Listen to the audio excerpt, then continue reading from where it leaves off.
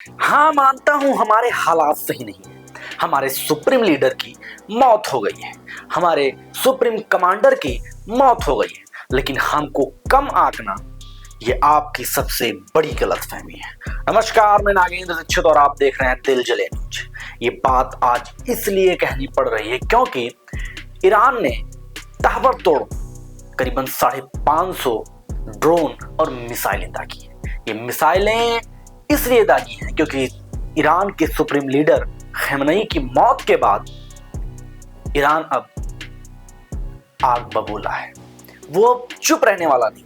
वो भले खुद को इस युद्ध में क्यों ना ही खत्म कर ले, लेकिन वहां की जनता भी अब जो पिछले खमेनी की सरकार से खुश नहीं थी, उसके नियमों से खुश नहीं थी, वो जनता भी अब एकजुट हो चुकी है और वहां के जितने भी फोर्सेस हैं वो तैनात हैं और ताबड़तोड़ फायरिंग कर रहे हैं। आपको बता दें कि इजराइल, कुवैत, दुबई, सऊदी अरब जैसे देशों में अब ताबड़तोड़ ड्रोन और मिसाइलें गिर रही, और ये गिर इसलिए रही कि ईरान में अब हालात कुछ थमने वाले नहीं। ये जो अमेरिका ने दिमाग लगाया था, ये जो डोनाल्ड ट्रंप ने ये बेसिस पे काम किया था कि नहीं, हम उनके मेन को मार देंगे, अगर उनके सिर को हम काट दे रहे हैं ना तो फिर वहां कोई बचेगा नहीं लड़ने वाला। ये जो उनकी गलतफहमी थी, यही सबसे बड़ी कमी बन गई, क्योंकि अब जब खमेनी की मौत हुई है, वहां के सुप्रीम कमांडर की मौत हुई है, तो अब ईरान की आवाम भी बौखला गई है। वहां के जो भी बचे हुए अधिकारी थे वो सारे बौखला गए, और इसी बौखलाहट में अब इजराइल पर, कुवैत पर, दुबई पर, सऊदी अरेबिया में, इराक में, हर जगह ताबड़तोड़ मिसाइलें गिरा रहे हैं। अब आप ये सोच सकते हैं कि किस प्रकार ये युद्ध कहां जा रहा है। ये तीसरे विश्व युद्ध के पावदान पर पहुंचने वाला है। यहां कुछ भी हो सकता है। यहाँ इतना प्रभाव ये हो सकता है कि इसका प्रभाव इंडिया, भारत पर पड़ेगा। वो भारत पर क्या पड़ेगा कि हमारे यहाँ जो तेल आता है वो तेल महंगा होगा, तो कहीं ना कहीं इसका दुष्प्रभाव भारत पर भी पड़ेगा। लेकिन आपको बता दें कि ईरान का ये दावा है कि हमारे द्वारा दागी गई मिसाइलें इजराइल के जो प्रधानमंत्री का वहां दफ्तर है, नेतन्याहू का, उनके पास गिरी है। लेकिन इस दावे को भी इजराइल खारिज कर रहा है कि नहीं, ऐसा कुछ नहीं है। दुबई में, जहां पर सबसे सेफ जगह जिसको बोला जाता है, लोग बोलते हैं अगर वहां हमने घर नहीं लिया तो पृथ्वी पर कुछ नहीं किया, अगर वहां पे हम नहीं गए तो कुछ नहीं। आज वो जगह भी अनसेफ है। हाँ, ये है कि वहां का जो एयर डिफेंस सिस्टम है वो तगड़ा है, मिसाइलों को नीचे नहीं गिरने देता, लेकिन मिसाइलें जब ऊपर ही ऊपर उनको खत्म करती है तो उसका जो मलबा होता है वो मलबा नीचे आकर गिरता है, और उस मलबे से कई लोगों की मौत होती है। तो जो दुबई बोला जाता था कि यार हमारा सेकंड होम है, हमारा सबसे सेफ होम है, वो भी अब अनसेफ हो गया है। वहां जितने भी नागरिक, भारतीय ही नहीं, कई देशों के जो भी नागरिक हैं वहां, वो अपनी सरकार से गुहार लगा रहे हैं कि किसी तरीके से हमको यहाँ निकालिए, मैं गलत फंस गई। वो जो वीडियो था वो क्लिप लगानी चाहिए थी। ये हो रहा है दुबई में। दुबई के एयरपोर्ट, जहां सबसे बेस्ट एयरपोर्ट जिसको माना जाता है दुबई का एयरपोर्ट, वहां पर भी ईरान द्वारा दागी गई मिसाइलों के मलबे गिरे हैं, जिससे करीबन 3 से 4 लोगों की मौत हुई है। फ्लाइटें कैंसिल हुई है, फ्लाइटें डिले हुई हैं, जिसके कारण करीबन लाखों लोग, भारतीय लाखों लोग फंसे हुए हैं। आप सोच सकते हैं किस कदर ये जो लड़ाई है वो कहां जा रही है। ईरान ये भी कह रहा है कि अगर मैं डेली 500 मिसाइलें दागूंगा ना, फिर भी कम से कम 10 से 15 साल ये युद्ध चलेगा।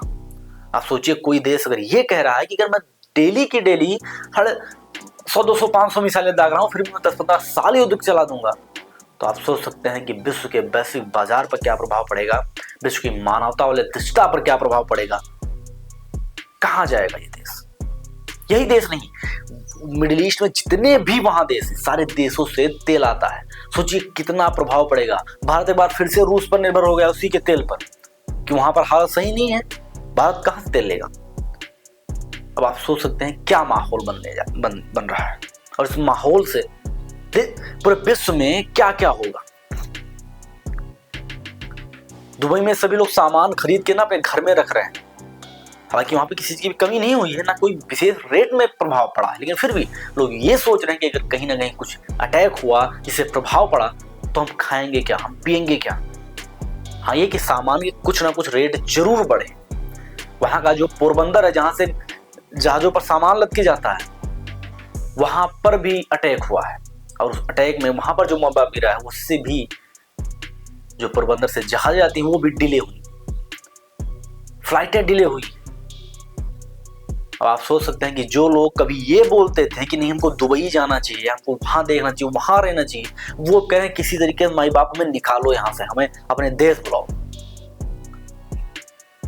ये मंजर है, और ये मंजर कहीं ना कहीं अमेरिका की गलती है। ये मंजर डोनाल्ड ट्रंप की गलती की वजह से। हम मानते हैं कि अमेरिका विश्व की सबसे बड़ी ताकत रखने वाला है, लेकिन ईरान भी पीछे नहीं, उसके बाद भी बहुत ताकत है। और ये दोनों की ताकत, जहां पर इजराइल भी अमेरिका का आधुनिक मित्र है, नवीन मित्र है, वो जो बन के प्रभाव पड़ रहा है, वो कहीं ना कहीं सारे देशों को खतरा में डाल रहा है। जितने भी मिडिल ईस्ट में, जैसे जितने भी ईरान के बगल में देश हैं, और ईरान फाइट कर रहा है, ईरान ड्रोन गिरा रहा है, ईरान मिसाइल गिरा रहा है, किसके ऊपर? वो दुबई में कर रहा है, वो कुवैत में कर रहा है, वो इजराइल में कर रहा है। जहां जहां पर भी अमेरिका के एयर बेसेस बने हुए हैं, उन सारे इलाकों पर ड्रोन गिरा रहा है।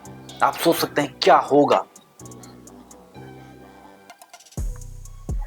हालांकि आपकी इस पर क्या राय है? क्या ये युद्ध रुकना चाहिए, या फिर युद्ध ऐसे चलता रहे भाई कि जो मरो, जब सब मर ही रहे हो तो? कमेंट्स पे जरूर करें। और अगर वीडियो आपको अच्छी लगी हो, जानकारीपूर्ण लगी हो, तो वीडियो को लाइक करें, कमेंट करें, चैनल को सब्सक्राइब करना बिल्कुल ना भूलें। साथ ही साथ इस वीडियो को जरूर शेयर करें, किसी दूसरे के पास पहुंचे और उसको भी ये जानकारी मिले कि आखिर विश्व में हो क्या रहा है, सटीक जानकारी। जो वहां पर भारतीय लोग फंसे हैं, उनका क्या होगा? करीबन 10 से 15 लाख लोग भारतीय वहां पर हैं दुबई में। अब सोचिए, कहीं ना कहीं बड़ा हमला हुआ तो उसमें भारतीयों की भी जान जाएगी। कहीं ना कहीं हमको अपने भारतीय स्तर पे सोचना चाहिए, तो उससे हमें वहां पर जितने भी भारतीय फंसे उनको निकालना चाहिए। हालांकि सरकार इसका गठन कर रही है, अगर वहां से वो सेफ नहीं हो, फ्लाइट से आते हैं, तो उसके लिए दूसरा रास्ता भी अपनाएंगे। लेकिन जो ईरान को कम आंका गया था अमेरिका और इजराइल के द्वारा, वो जो ईरान अब खौफनाक मंजर में बदलता जा रहा है, वो ईरान जो अब अंदर दिए हुए घाव को संजोकर और उस घाव के इरादे से जो विश्व को चोट पहुंचा रहा है, जो बगल जितने भी देश हैं, जितने भी देश अमेरिका के साथ दे रहे हैं, उन पर जो अटैक कर रहा है, उससे क्या प्रभाव पड़ेगा? क्या तीसरे विश्व युद्ध होने की कगार पे, जब तीसरा विश्व युद्ध होगा, तो उसके बाद का मंजर कैसा होगा? कमेंट करके जरूर बताइए। इसके साथ धन्यवाद।